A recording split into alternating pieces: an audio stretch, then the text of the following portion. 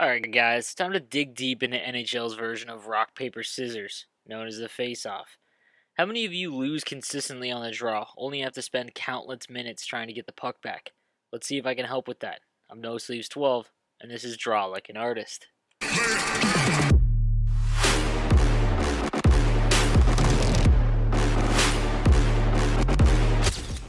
Before you even go to take a draw, or look into what beats what, you need to break it down and do some thinking when lining up in the faceoff dot.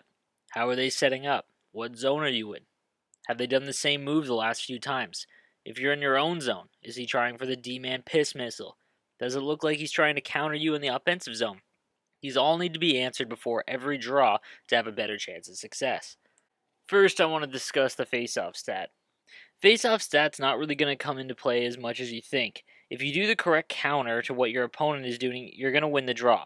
If you both do the same move, however, that's when the win usually goes to the higher faceoff stat player. Before we go any further, guys, I'm going to do my best to make this not as complicated as possible, so bear with me. Again, I've watched a bunch of face-off videos that are out there, and some of them are complicated, some of them aren't. I'm going to be focusing more on the way that you should think going into the face-offs as opposed to, like, do this for that. I'm going to show you guys that, but that's more on what this video is about. It's more about how to outthink your opponent on the face-offs. Now let's talk about face-off setups. There's three of them: aggressive, normal, and defensive. The setup I use is normal in the neutral zone as well as in the offensive zone, and aggressive in the defensive zone, which sounds kind of ass backwards, but here's my reasoning. There are some face-off strats that can lead to goals. More on that in a bit. So to counter them against you, you want to make sure you have the best setup for that. The aggressive setup will clog the slot in front of your net, making the pass back to the high slot D-man not as effective.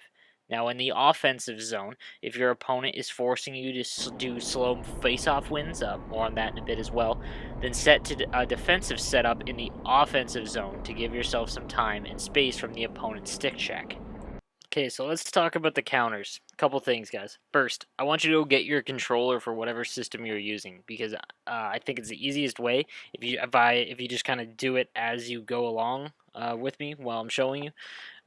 Secondly, I'm just going to show you the basics here. There's a ton of different counters for everything. I want to show you the ones that are most common that can help you out of a jam against the lesser skilled players to make you a bit better overall. Again, you're going to run into those like face-off masters where you just can't win one because they outsmart you the whole time.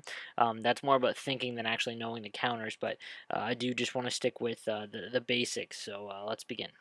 Alright, so I'm going to leave this up here for a second. If you guys want to write it down or put it on your desk or just leave this open while on my video while you play a game, here are the main basic counters, okay? Again, I'm going to explain how to do them all, but if you already know how to do forehand, backhand, all that kind of stuff, here are the ones that you need to know. Forehand beats the tie-up, okay? Stick lift beats the forehand. Backhand beats the stick lift. And tie-up beats the backhand. Okay.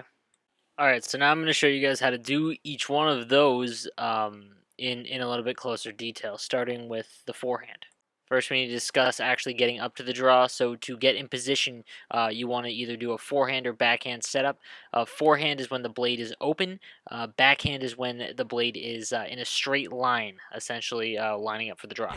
So in this example, guys, I'm going to use Thornton. He's left-handed. It's the exact opposite for right-handed players. So do the forehand setup. Hold your right thumbstick to the left side and drag it straight down when the ref moves his hand.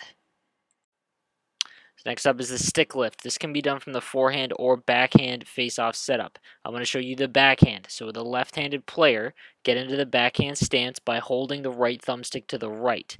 As he goes to drop the puck, drag the right thumbstick straight up. Now on to the backhand win. This is with the left-handed player again. Hold the right thumbstick to the right to get into the backhand stance. Right as he drops the puck or goes to drop the puck, drag it straight down. It's the exact opposite of the forehand. Lastly, the tie-up. So I'm going to show you this again with the left-handed player. Get into the backhand stance by holding the right thumbstick to the right. Now what you want to do is the second the ref goes to drop the puck, you push straight up on the left thumbstick. All right, so do that on your controller. Left-handed player, hold the thumbstick or the right thumbstick to the right, straight to the right, and as he goes to drop the puck, straight up on the left thumbstick. Now you're going to want to mess around with those just to make sure you understand how to do them if you don't know already. Just go back and rewatch it as much as you can until you understand it. Again, the stick lift can be done from the forehand. It's the exact same. So depending on what handedness of the player, instead of doing the backhand straight up, it'd be the forehand straight up, as well as the tie up. The tie up can be done in the forehand as well. So again, depending on the player, you would do a forehand stance and then straight up on the left thumbstick. All right, I'll make it even simpler. So this is what I think when I'm getting into a game. So when I see a forehand setup, the opponent's using the forehand setup, I always assume that it's the forehand straight back. Again, the forehand tie-up, it's rarer than the backhand tie-up. The backhand tie-up is usually the one that everyone uses. Forehand, you don't see very much. So I use the backhand stick lift because that's what beats the forehand. So when someone's set up forehand, I instantly, for the first few face-offs in a game, do the stick lift until I'm losing it consistently or he's caught on. Especially if you're in the defensive zone and you have an opponent who has a D-man on the correct side if he wins it on his forehand. If you see that he's setting up for that, so he has a forehand, he's got a forehand stance and he's trying to win it back to his defenseman in your zone, do the stick lift. 99% of the time, they're trying to get it back to that D-man for that huge piss missile. You want to do the stick lift because that is the counter for it. Remember, face-offs are a game within the game. If you're not remembering how you're losing or winning, expect to lose the draw more often. An opponent can tip his hat really early in the game, and even if you guys are 50-50, when it gets into the late stages of the game and you've lost a few the same way, set up the exact same you have been, forehand for example, but instead of the forehand straight back that you've been trying only to lose to the stick lift, hit him with a tie-up. So let's talk about face-off strats in each zone. Starting with the face-off in the offensive zone. So if you are set up the way I do, all opposite-handed wingers, you have two really good options for a quick goal in the offensive zone. You're going to have the tie-up, either forehand or backhand, so your winger can streak right across for that wrist or shelf. You also have the forehand straight back to the defender in the high slot for that huge piss missile. Keep in mind, this is an extremely common play, and if an opponent sets up with the backhand, they're usually going to use the stick lift to counter this. If you find that you're not able to get plays off even if you do win in the defensive zone because the opponent rushes you with that stick lift, set the defender strategy in the offensive zone to defensive, which again sounds backwards, but. So let's talk about face-offs in the defensive zone. I mentioned this earlier.